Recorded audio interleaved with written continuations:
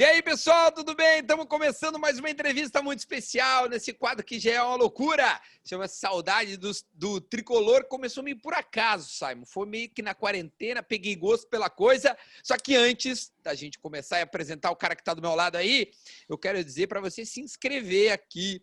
Se inscreve, dá o like para o vídeo ficar relevante e comenta o que tu quiser aí para nós. O mais importante é tu te inscrever e ativar a notificação para receber quando tem conteúdo novo. E hoje comigo, Simon, meu amigo. Como é que tu tá, meu velho? Que saudade tua, tudo bem? Tudo certo, meu. Bom te reencontrar aí, ainda mais a gente falar um pouco das histórias aí do Tricolor. Vamos matar a saudade e falar um pouquinho. Vamos lá. Ah, meu, que coisa boa. Tô muito contente que tu aceitou trocar uma ideia. É óbvio que tu ia aceitar, porque não tem por que não, mas a gente conseguiu conciliar a agenda. Para te ver, nós estamos gravando num domingo de sol no Rio Grande do Sul, porque aqui é trabalho, Simon. Não tem essa brincadeira. Aqui é nós. Ô, meu, me diz uma coisa, para nós começar já. Tu é de Erechim, eu te conheço, tu lá de Erechim, veio tu, Newton, Fernando. O que tem naquele bebedor lá, ou teve? O que aconteceu? Como é que tu chega no Grêmio? O que Erechim teve essa leva de caras bons como vocês aí? E deve ter tido mais, eu que não tô lembrando aí. É verdade, tem essas coincidências, né? Mas acho que todo o Brasil aí, todo o Rio Grande do Sul também, acho que foi mais uma coincidência aí das oportunidades se cruzarem aí mais ou menos na mesma época, né? Eu, Fernando, Newton, enfim. E aí aconteceu, cara. A gente sempre jogou juntos, desde de meninos mesmo. Mas numa época da nossa vida, da nossa infância, adolescência, digamos assim, que a gente nem tinha mais tanto contato assim, já estava cada um jogando pelo seu time lá e aí acabei num campeonato onde jogavam em um time de futsal e o nosso treinador teve a ideia de nos levar para um campeonato onde ia ter Grêmio, Inter, Atlético Paranaense, Curitiba, os maiores ali do sul do país disputando e uma ideia de levar e nos mostrar, né? Usar o campeonato como uma vitrine e ali acabou dando certo, chamei atenção, na época era o treinador do Grêmio ali no juvenil, era o James Freitas, e aí acabei chamando atenção ali e deu tudo certo para que pudesse ir pro Grêmio. Mas era futsal, não era campo?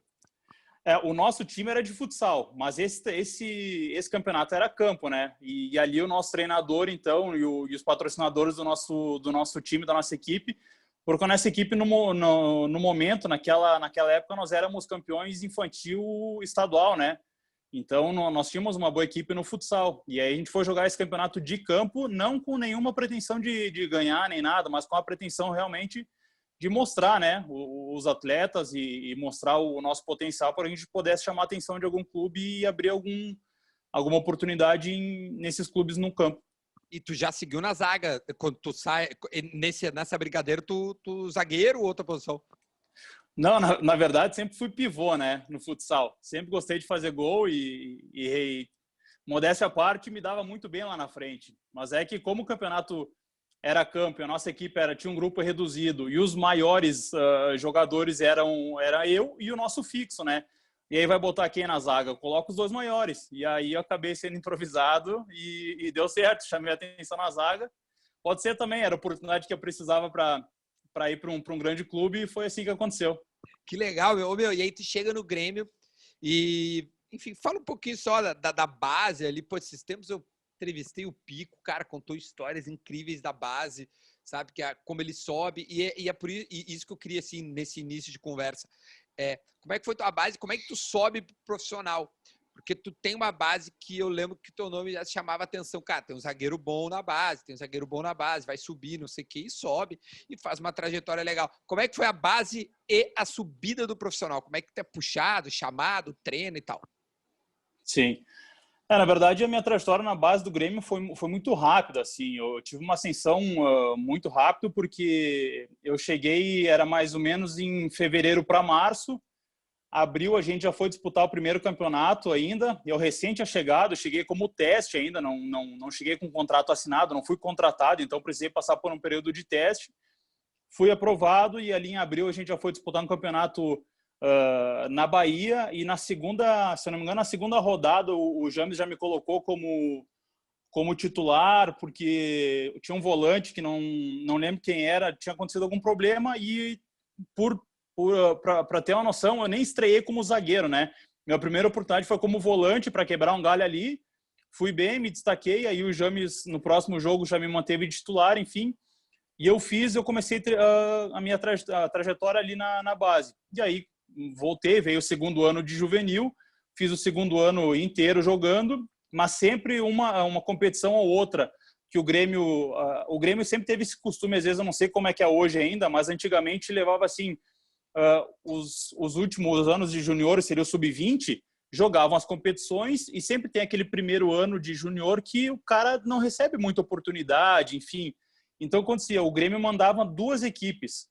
Geralmente jogava como Grêmio os sub-20 e aí os jogadores de menor idade eram emprestados para algum outro clube justamente para manter ritmo de jogo, ritmo de competição. Então, eu sempre recebia oportunidade na categoria de cima. Eu era juvenil e ainda jogava alguns campeonatos no júnior. E o que aconteceu? A gente foi disputar em 2008, no final de 2008, em dezembro para janeiro ali, a gente foi disputar a Taça São Paulo. Disputei a Taça São Paulo e, enfim, a gente fez uma boa campanha, caímos nas quartas de final para o Atlético Paranaense. E eu retornei a Porto Alegre com a ideia de que eu teria férias, né?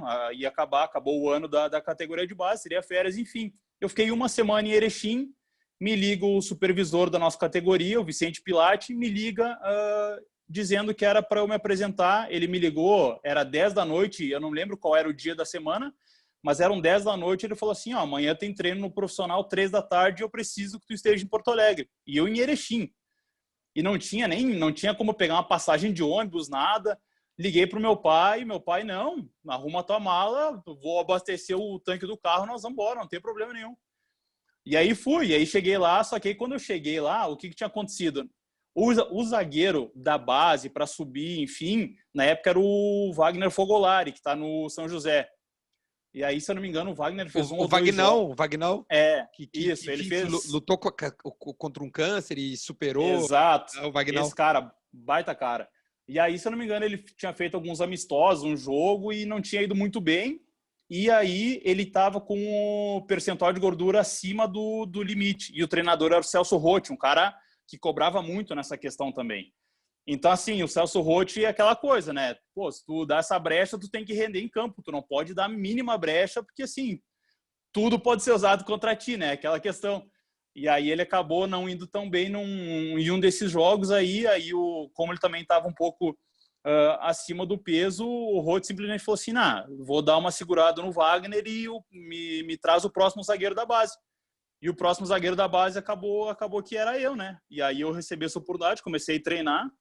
E aí logo também, com uma semana, já estreiei no profissional, porque era aquela época que o Grêmio estava jogando Libertadores, então era o time alternativo que disputava Gauchão. Acabei recebendo oportunidades na lateral direita, também não comecei como zagueiro. E foi assim, mas eu sempre gostei, né? Eu sempre estava ali, o meu maior interesse era estar participando, recebendo oportunidade. Independente de ser zagueiro, volante, lateral, eu queria estar participando ali, jogando, para me firmar no profissional. Que massa, meu. Eu adoro ouvir histórias de como os caras sobem, meu. Porque a gente... aí, ó, tá aí, joga, profissional, não sei o que. Meus negros ralam muito. Aí tu sobe, se destaca, vai bem, né? Faz esses lateral, volta, vai, volta. E aí tu é campeão, tu tá no grupo campeão gaúcho de 2010. Eu quero que tu me conte um pouco, né, desse título que tu tem, né? E também do Mundial não, acho que é o Sul-Americano de 2011, certo? Que tu participa. Isso, e tal. Como é que foi, meu? Como é que foi quando tu tá lá no Grêmio e tal, bem profissional, e te ligo, tu vai pra seleção. O Neymar não era o Neymar, era um moleque que a gente sabia que ia estourar e tudo mais, mas tu foi capitão daquele time que era um cano, né? Era muito bom aquele time. Sim. Começamos com o título, né? E querendo ou não, era muito igual, porque assim, existe o favoritismo da dupla Grenal normal, né, de todo o Campeonato Gaúcho.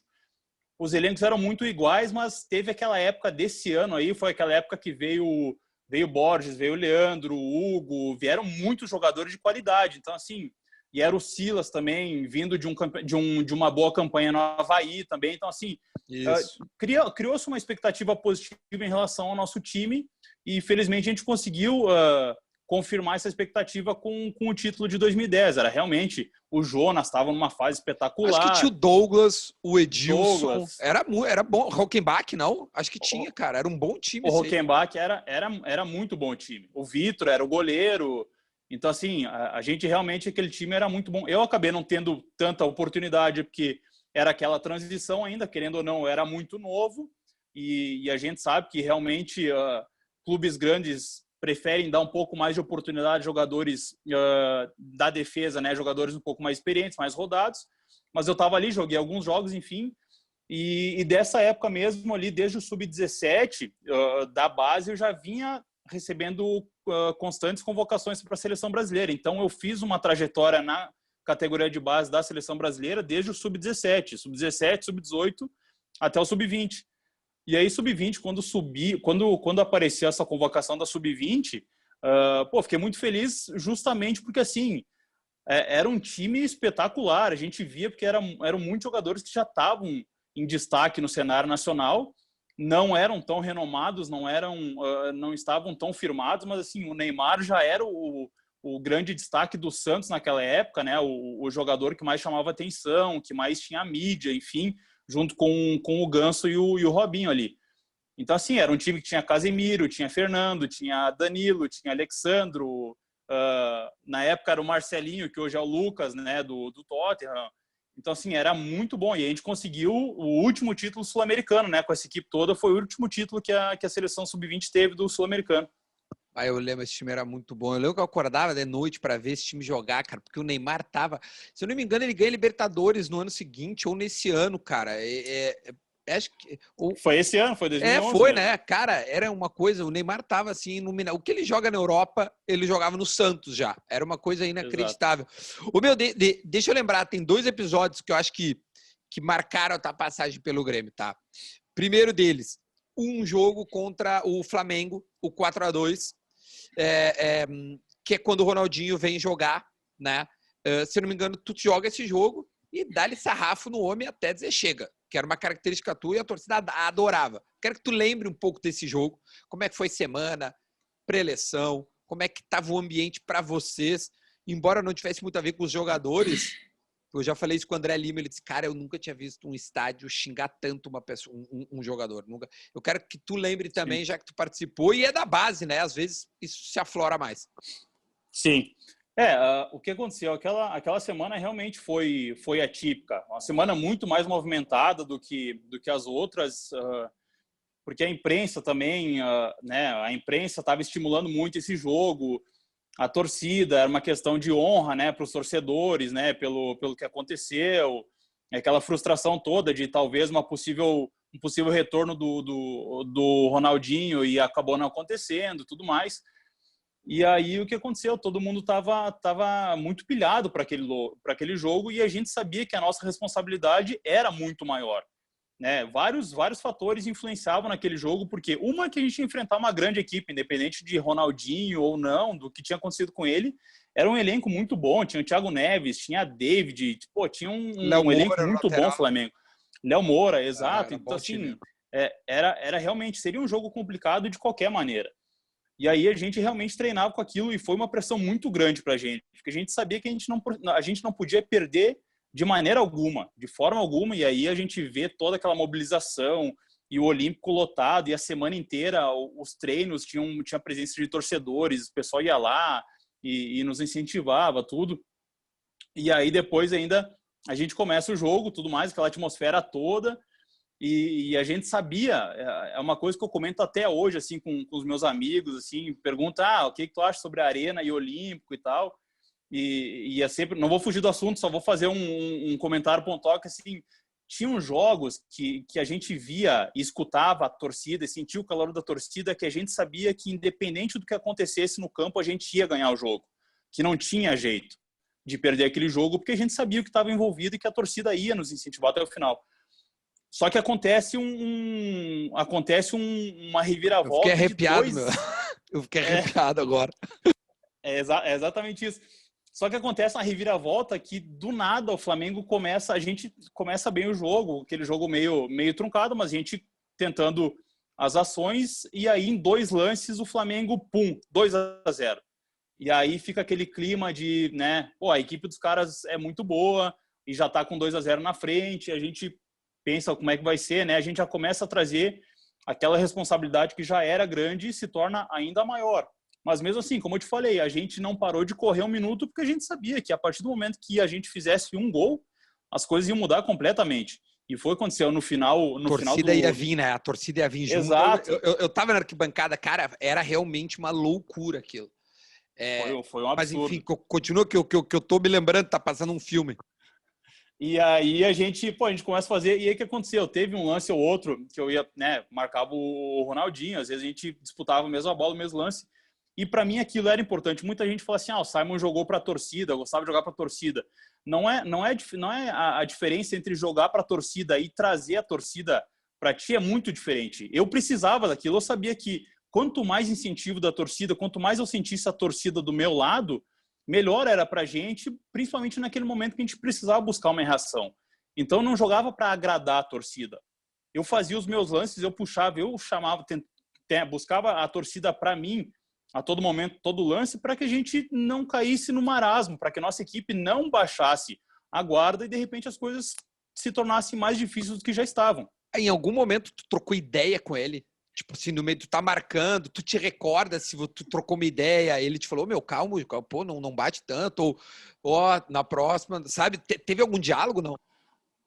Sim, não, nunca teve. Nas outras vezes que eu enfrentei ele também, nunca teve. Sempre tratei ele com respeito também pela história dele, por tudo que ele fez pelo futebol, independente de Grêmio ou não, é um cara que fez muito pelo futebol já.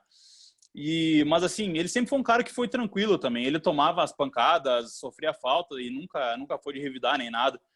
Então sempre foi bem tranquilo assim, por isso que eu chegava, jogava firme com ele. E aí, retomando a questão do jogo, no final do primeiro tempo, o André Lima consegue diminuir o placar, né? E aquilo nos mandou para o intervalo, assim, com aquele pensamento de assim, pô, se pudesse ter 1 minuto só de intervalo para voltar para o jogo de uma vez e reiniciar a partida, a gente estava desse jeito, entendeu? Tanto é que eu lembro no intervalo, era o Roth ainda, o Roth tentava acalmar a gente, trocando a ideia, se chamando, se cobrando assim, porque a gente realmente sabia que não ia ter outra forma de ganhar o jogo se não fosse da maneira que a gente estava. A gente estava muito acelerado, assim, a gente estava realmente querendo ganhar e parece que aqueles 2-0 nos motivaram ainda mais a buscar, a dar esse retorno para a torcida, para quem estava nos incentivando o tempo todo, né? Aí vem o segundo tempo, a gente consegue o André Lima, mais uma vez, né, faz uma baita jogada ali, tira um coelho da cartola, dá uma caneta, acho que foi no Renato Abreu, se eu não me engano. Isso, no Renato Abreu, exatamente. E faz um golaço, aquela bola que ela entra no canto lá, morrendo quase, e aí, ali sim, ali foi o gol do alívio, e acho que ali as coisas se inverteram. Da mesma forma que a gente estava sentindo aquela pressão no 2-0, quando a gente fez o 2-2, eu acho que ali, da mesma forma que a gente viu que o jogo ia ser bom pra gente, ali o Flamengo sentiu que não ia ganhar de jeito nenhum. Que baita história. Meu, esse jogo... Eu entrevistei o André Lima e ele falou desse gol. E ele disse, cara, ali também foi um dos gols mais legais, assim, da minha vida, pela circunstância e tal. E como ele não é daqui, nós somos da aldeia, a gente sabe como é que é rivalidade e tudo que aconteceu. Então, ele disse, cara, eu nunca tinha visto a atmosfera e tudo mais. Falou nessa resposta, tu falou alguma coisa, cara, o Simon jogava pra torcida e tal. Eu não sei se isso aí foi um rótulo que tu entendeu que te deram, mas em alguns momentos tu entendia que tu passava do ponto. Por que eu tô te perguntando isso? Porque tem um outro episódio que envolve vamos dizer, tu revidou a uma provocação de uma forma bem agressiva quando tu, né, o cara, o Osmar Loss era o treinador do Inter, acho que é o último Grenal no Olímpico até, tô certo, isso, né? Exato. O que tu te recorda desse lance? Como é que foi esse lance? E, enfim, e até da atmosfera desse último Grenal também, que era muito importante, né? Sim. Na verdade, como a gente sempre fala, né, a questão da falta de experiência às vezes também atrapalha bastante. Eu não escondo de ninguém que eu sempre entrei no campo para dar o meu melhor, para buscar a vitória, mas independente disso, para mim sempre foi muito difícil separar a questão de torcer pelo Grêmio e jogar pelo Grêmio. E vou te falar, hoje eu sou um cara mais experiente e eu poderia ter pisado no freio em algumas vezes mas eu prefiro muito mais ser um jogador que às vezes consegue, se fosse com a experiência, com o passar do tempo, consegue assimilar melhor essas questões e aí sim ter um aproveitamento melhor disso, do que ser um cara sem sangue que de repente a torcida olha ali e não vê nada de entrega, enfim, entendeu? Então para mim sempre foi realmente difícil separar a questão torcedor de jogador. Mas eu gostava disso também, não é que eu não gostasse, eu gostava muito disso, só que realmente às vezes eu passava outro ponto pela falta de experiência que eu tinha. Eu era um jogador muito duro, sempre fui muito duro de disputar jogadas, de não desistir de jogadas, de estar sempre buscando vitória pessoal nos confrontos, e essa sempre foi minha maneira, e foi isso que me levou até lá, que me levou até o Grêmio, que me manteve no Grêmio. Então, essa questão do loss que aconteceu foi assim, a gente tinha um último Grenal, né? Era aquela época dos clássicos, né? As últimas rodadas eram clássicos, enfim, do campeonato. E o Inter chegou sem nenhuma projeção mais no campeonato. A gente precisava ganhar o jogo para entrar na pré-Libertadores, na Libertadores direta, na fase de grupos. E se a gente não ganhasse, dependendo dos resultados, a gente cairia para a pré-Libertadores. E a gente, e até acho que foi no primeiro tempo ainda, no segundo, não lembro bem, o Muriel acabou sendo expulso num lance que eu mesmo consegui fazer um lançamento para o Elano saiu sozinho, foi definir a jogada e o Muriel colocou a mão fora da área. E a gente ficou naquilo que a gente precisava, e é sempre nessa questão, poxa, a torcida está aqui, está nos incentivando, é uma data que fica marcada por ser o final de uma era, de um estádio né, de um clube do tamanho do Grêmio, enfim, e a gente precisava ganhar o jogo. E as coisas continuavam ali, não aconteciam, e o Inter com um jogador a menos amarrando o jogo, fazendo, querendo ou não, o papel deles, porque para eles impedir que a gente entrasse na fase de grupos era uma vitória, ia ser um título para eles, porque eles não tinham mais pretensão nenhuma naquele ano. E foi o que aconteceu, eles seguraram o jogo o tempo inteiro, e aí no final do jogo a gente tenta um ataque, acho que a zaga do Inter afasta a bola, e na trajetória dessa bola eu calculei que ela fosse cair fora do campo. Então eu já corri, com a trajetória da bola, eu corri justamente para quando ela quicasse fora do campo, eu ia pegar a bola e já ia bater o lateral, para a gente continuar jogando. E quando eu corro, a bola vai em direção ao banco do Internacional. A bola está viajando, está na trajetória. Quando ela caiu, que eu fui pegar a bola, o Osmar chutou ela para longe. E foi no mesmo instante que eu cheguei. E aí quando eu cheguei, eu xinguei ele, falei, deixa a bola, seu filho, né? E ele falou assim, tu é um moleque, tu não tem que ficar falando nada. E botou a mão no meu pescoço. Aquilo foi um gatilho. Talvez se a gente ficasse na discussão ali, ia discutir, ia pegar a bola ali e ia seguir o jogo. Mas quando ele colocou a mão no meu pescoço, foi instinto, foi uma questão de instinto. Eu não pensei, eu não lembrei que eu era jogador, não lembrei que eu estava disputando um Grenal, eu não lembrei nada. Foi uma questão de um instinto meu que o cara botou simplesmente a mão no meu pescoço, eu não aceitei aquilo. E sem pensar, eu revidei. E aí foi toda aquela confusão toda, acabei sendo expulso, enfim, e a gente não conseguiu ganhar a partida, né? Acabou o empate, o Grenal. Tu te arrepende, não? Isso pra ti... Tu disseste que tu é sanguíneo, super compreensível, é uma característica, isso é perfil, não adianta. Mas tu te arrepende, tipo assim, olhando para trás agora, ou como tu te respondesse, é instinto, tu não tem como nem se arrepender? Cara, o que eu vou falar assim? Eu me arrependo pelo exemplo que eu dei, de repente, pela atitude que eu tomei, entendeu? Não foi o certo. E isso me causa arrependimento, né? De repente, ali eu travei o jogo, sei lá, de repente eu vou melhorar a pergunta. Repente... Eu vou melhorar a pergunita. Tu acha que isso prejudicou em alguma coisa a tua trajetória dentro do Grêmio, aquela expulsão? Não, eu acho que não, porque no outro ano a temporada recomeça, eu continuo jogando, estreia como titular na Libertadores, enfim, eu acho que isso não, entendeu? Mas ali eu acho que foi muito mais uma questão de homem para homem do que como te falei, do que eu lembrar que eu era um jogador profissional. Isso eu me arrependo. Me arrependo porque ali eu precisava ter colocado o meu lado profissional à frente do meu lado pessoal. E eu deixei o lado pessoal transparecer mais ali e acabei revidando uma atitude dele. Eu acho que disso sim eu me arrependo. Mas assim, uma coisa é complicado, né? É da natureza do homem, assim. Quando se sente ameaçado, quando tu sofre uma agressão, É complicado, cara. É realmente complicado manter o sangue frio naquele momento, a gente precisando daquele resultado, enfim. Então, assim, me arrependo pelo profissional. Pelo pessoal, não sei se eu faria de novo ou não, mas, assim, pelo pessoal foi o sangue na hora, o sangue ferveu e aconteceu. Não, e a torcida, eu lembro que se apaixonou mais por ti ainda, porque deu, né? Tu deu um negócio no alguém do Inter, então tá tudo certo. Ô, meu, eu ia te perguntar outra coisa que eu acho que também é interessante, que é, tu falou várias vezes no Olímpico, porra, o Olímpico, a força da torcida, o Olímpico e tal, e tu joga na arena. Tu joga até contra o Hamburgo, tu entra. Eu queria que tu fizesse um paralelo aí e sensação, já que várias vezes tu falou, cara, às vezes é difícil separar o torcedor do jogador.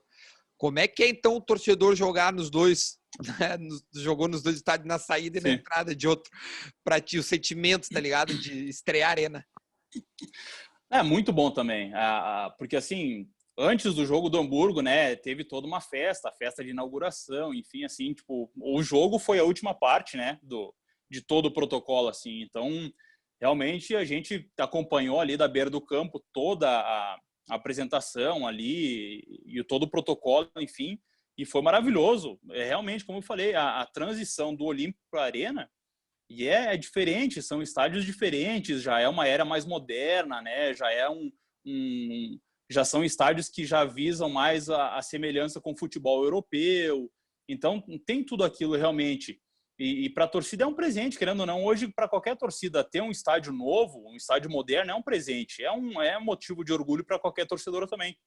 Então, realmente, joguei Libertadores nos dois, né? A gente fez uma pré-Libertadores ali com a LDU também, que, poxa, sensacional também. Aquele jogo marcou muito, um jogo que realmente parece que deu um start na arena ali, que foi bastante bacana. Se eu não me engano, a zaga, eu entrevistei o Bressan, ele falou, e o Alex Telles também. Eu acho que a linha de zaga era tu, o Bressan e o Alex.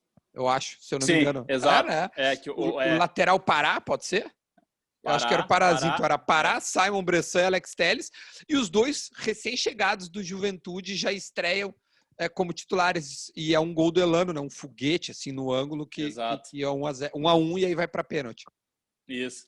Realmente foi na verdade isso aí. E até tem um episódio importante que porque era eu e o Cris, né? A gente estava jogando eu e o Cris lá em Quito, e aí o Cris sentiu, e aí acabou jogando o Bressan, enfim, e daí a gente preparou tudo ali, o juiz chamou todo mundo para iniciar a partida, e aí o Luxemburgo me chama na beira do campo, faltando 30 segundos para iniciar a partida, assim, ele me chama, né? Vai me passar alguma orientação, alguma coisa, e ele me chama e fala assim, meu filho, hoje tu é o jogador mais experiente da nossa zaga. Eu quero que tu tome conta disso. Então, assim, para mim foi uma coisa espetacular, porque eu esperava qualquer orientação em relação à LDU, né, alguma coisa do jogo. Então, assim, aquelas palavras para mim, e tanto é que eu fui eleito um dos melhores da partida naquele jogo, porque eu fui muito bem. E aquilo me passou uma confiança absurda. Quando ele me chamou, ele falou assim, tu é um dos jogadores mais experientes da nossa zaga hoje, toma conta disso. Para mim, foi a melhor coisa que eu poderia ter escutado de um treinador vitorioso e quando chegou no meu ouvido aquilo, eu falei, pô, o cara realmente confia em mim, entendeu? É o que eu preciso para fazer uma grande partida. E ali realmente o Bressan ainda não tinha jogado, acho que o Alex também não tinha jogado e realmente aí acabou 1-0, porque a gente tomou 1-0 lá, né? E aí o Elano com aquele chute, mas assim, entrando num outro, na questão do Olímpico, voltando para o Olímpico Arena nessa questão, é diferente. Para mim é diferente a questão do Olímpico porque eu cresci dentro do Olímpico. O Olímpico foi minha casa, o Olímpico foi o lugar onde eu sentava na arquibancada para torcer e vislumbrar um futuro jogando no mesmo campo que aqueles caras estavam jogando e assistir Libertadores, assistir a Grenais, ver os treinos. Então, assim, para mim o Olímpico é muito mais marcante do que a Arena nessa questão, justamente por ter sido a minha casa, por eu ter crescido, por ter morado embaixo daquela arquibancada. Então, realmente, por isso me marca muito mais o Olímpico do que a Arena. Mano, por que tu saiu do Grêmio, cara? Exatamente, assim, terminou o contrato, não renovaram. Eu lembro que, cara, tu tava muito em alta, assim. Eu lembro que tu tava bem valorizado. O que aconteceu, assim, para sair da forma que tu saiu? Uhum. E me fala um pouco desse pós-Grêmio, assim, até, porque o Grêmio vai ficar sempre na tua carreira. O Simon do agora tu voltou esses tempos com o Ipiranga e tal.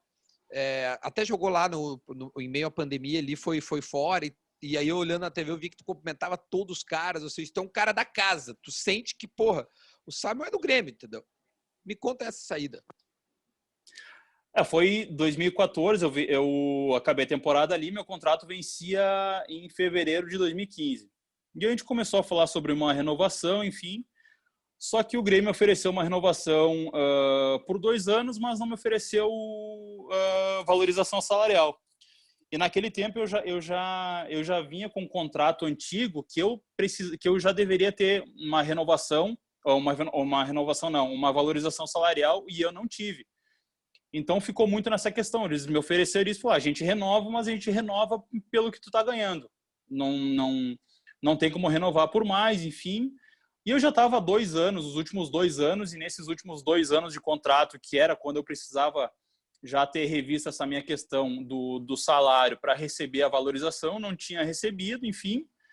E aí naquele momento, eu achei que eu não estava sendo valorizado da maneira que eu precisava, que eu merecia, de repente, assim, não queria ganhar um caminhão de dinheiro, mas assim, né, me valoriza, mostra que realmente tem interesse, porque assim, eu comecei a receber outras propostas e uma delas foi o Vitória da Bahia, que inclusive era um time de Série B na época, mas era um time que ia brigar, e tanto é que subiu no ano, né, acabou tendo acesso de volta para a Série A. E o Vitória, simplesmente, eu cheguei, o que eu queria receber no Grêmio, o Vitória entrou em contato comigo e eu pedi pro Vitória que eu queria aquele mesmo tempo de contrato e pelo valor que eu achava que eu mereceria no Grêmio. E o pessoal do Vitória simplesmente falou assim, tá fechado, pode vir. E aquilo me soou como assim, poxa, os caras realmente têm interesse que eu vá, entendeu? Querem que eu vá, enfim. E aquilo, tipo, para mim era mais vantajoso naquele momento, porque querendo ou não, eu tinha acabado a temporada com um pouco menos de espaço, né? Tinha acabado a temporada na reserva no Grêmio, não estava sendo muito aproveitado. E aí eu achei que era uma hora de mudar. De repente, assim, justamente para ganhar um pouco mais de experiência, mais de bagagem, assim, de repente ir para um outro time para conseguir fazer uma trajetória, para não ser sempre aquele cara, o Simon, que surgiu da base do Grêmio, e como é que vai ser, até quando que vai ser o Simon da base do Grêmio, sabe? Para mudar um pouco de ares e realmente abrir um pouco mais de mercado. E foi o que eu fiz. Para mim, naquele momento, era mais vantagem sair do Grêmio, entendeu? Então, acho que foi mais por isso. Assim, era uma questão que o Felipão ainda ia permanecer no Grêmio, e aí o Felipão também... a gente teve algumas divergências ali, porque ele me chamou para algumas conversas, enfim, e aí dizendo que ia me utilizar, e aí acabava não me utilizando. Quando ele chegou, eu estava me recuperando de uma lesão, e ele me chamou 2 ou 3 vezes na sala dele, se comprometeu comigo, uma coisa que treinador nenhum precisa fazer, na minha opinião, ainda mais um cara de Copa do Mundo, um campeão mundial, acho que não precisava ter feito. Ele se comprometeu comigo, dizendo que ele queria a minha recuperação o mais rápido possível, porque ele precisava me utilizar. E eu estava indo para o Grêmio sábado de manhã, sábado à tarde ia para o Estádio Olímpico, fazia turno inverso de tratamento de fisioterapia, reforço muscular, para estar o quanto antes recuperado, em plenas condições de jogar, para receber essa oportunidade. E essa oportunidade nunca veio, e aí me chamava de novo para dizer, poxa, espera aí que vai acontecer tudo no seu tempo e tal. E aí, quando eu entrei em contato e falei com ele nessa transição toda de fica, não fica, renova ou não, falei com ele. Na verdade, não fui eu, meu empresário na época falou com ele, conversou com ele e perguntou a opinião dele, né? Porque assim, não... E foi uma coisa também que foi muito pontual na minha decisão dessa questão, se eu seria realmente utilizado ou não, né? E aí ele também abriu mão, disse que seria difícil, enfim, porque ele tinha alguma outra ideia, estavam chegando outros jogadores. E aí para mim não foi também só uma questão financeira, né? Naquele momento, quando eu recebi essa notícia que o Felipão disse que não faria parte dos planos dele, eu também não teria por que ficar ou de repente brigar para receber um pouco a mais só do Grêmio, né? Porque naquela época, se o Grêmio me oferece menos do que o Vitória mas eu tenho a confiança do treinador e ele me diz que ele quer que eu permaneça, não teria problema nenhum, seria uma honra permanecer. Mas muitas coisas influenciaram na minha saída e principalmente na minha cabeça foi isso. A questão do Felipão ter se comprometido comigo, não ter cumprido e aí depois realmente, né, abriu mão dos meus serviços e ok, é vida que segue. Acho que todo mundo tem o direito de contar com os jogadores que têm a preferência. Ô, meu, aí tu dá uma rodada, tá? Tu roda, vai Vitória, se não me engano, Figueira, Mogi. Mogi. Não quero errar outros times. Mas dá uma vitória. E aí vai para Ipiranga, que é da tua cidade. Sim. Como é que tu sente, assim, um cara que teve essa trajetória bonita que a gente contou até agora, com seleção e tudo mais, como é que tu entende que é a reação das pessoas quando dizem assim, poxa, o Simon, ele pode estar mais do que o Ipiranga. Como tu reage a isso e como hoje tu tá no Vila Nova, né? Só para registrar também. Como é que tu sente isso? Essa assim, poxa, ficou 3 anos, se eu não me engano, do Ipiranga, tô certo? 2018, né? Saí 19. só em 2019 para jogar um paulista no São Caetano e retornei depois para a Série C no Ipiranga de novo. Isso, Como é que tu reage a isso, então? Como é que funciona para ti? Para mim é muito claro para mim assim. Eu tenho total tranquilidade para falar nisso e tanto eu e tu a gente já conversou isso, né, fora nos bastidores e a gente teve uma conversa de amigo mesmo em relação a isso. E para mim é muito tranquilo. Para mim o futebol é questão de oportunidade. Para mim é muito claro e cada vez mais é questão de oportunidade. Tanto é que a gente fala, a minha trajetória, quando eu subo profissional, é sempre uma oportunidade que vai aparecendo para um, para dois, e as coisas acontecem assim. Eu tive um histórico de lesões muito grande no Grêmio, muito grande. E isso eu não me culpo, porque eu nunca quis me machucar, eu nunca tive intenção de machucar, jogador nenhum gosta disso, nunca gostei.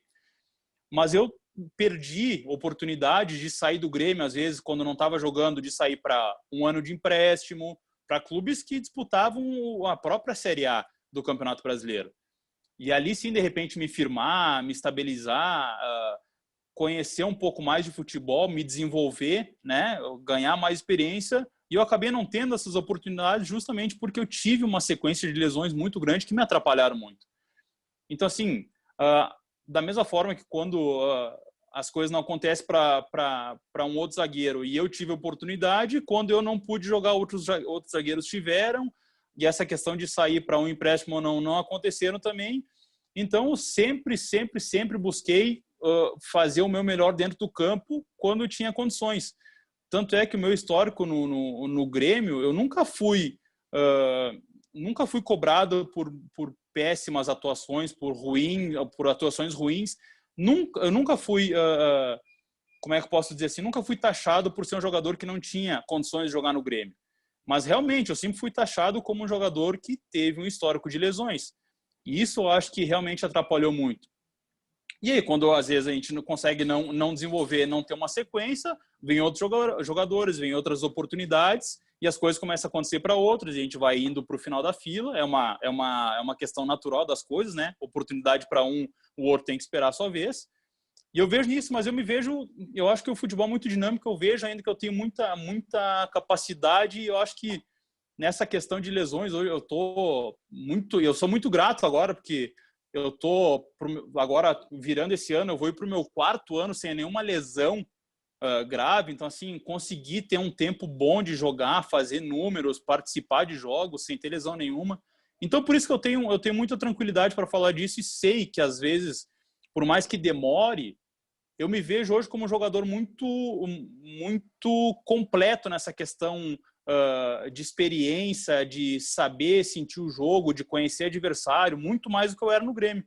E de repente eu vou me esperar a oportunidade, ver o que vai acontecer, fazer continuar fazendo boas campanhas aí, boas temporadas, e vamos ver o que vai acontecer. Eu tô com 29 anos ainda, não sou um cara que pensa em parar, tenho muita estrada ainda.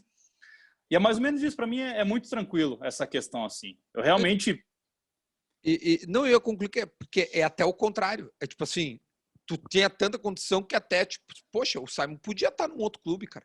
Né? Tipo assim, tu ficou no Ipiranga ali, que é um clube, poxa, disputa a Série C e tudo mais, mas poxa, mas por que o Simon não tá num outro clube, tu entende? A pergunta era até o Sim. contrário, tipo, não é porque não tem, não, ao contrário, ele tem tanta condição, por que ele não tá?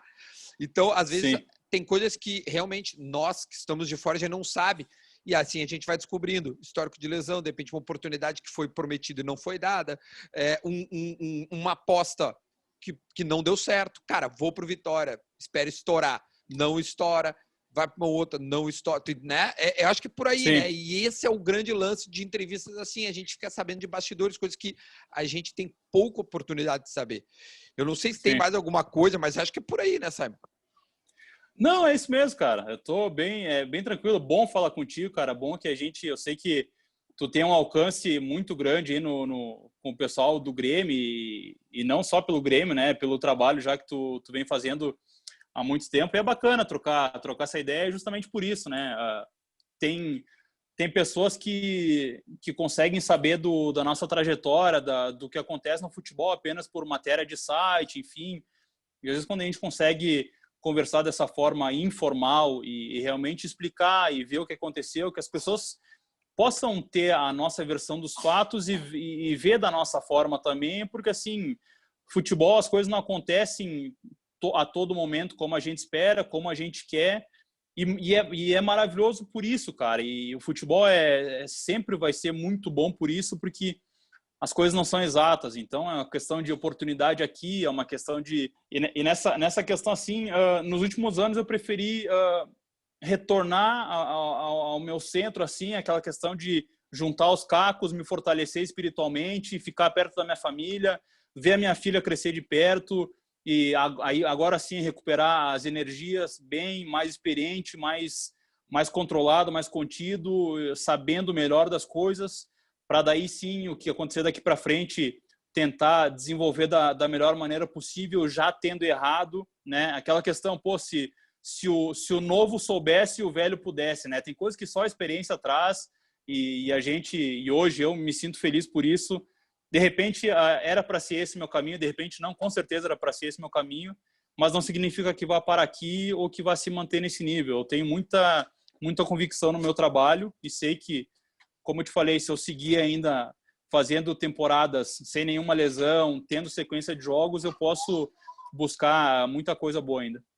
Cara, maravilhoso. Bom, hoje tu tá no Vila Nova, que é um time muito grande, cara, em Goiás. Acho que, se eu não me engano, é a maior torcida de Goiás. Ou seja, é um clube de Exato. massa.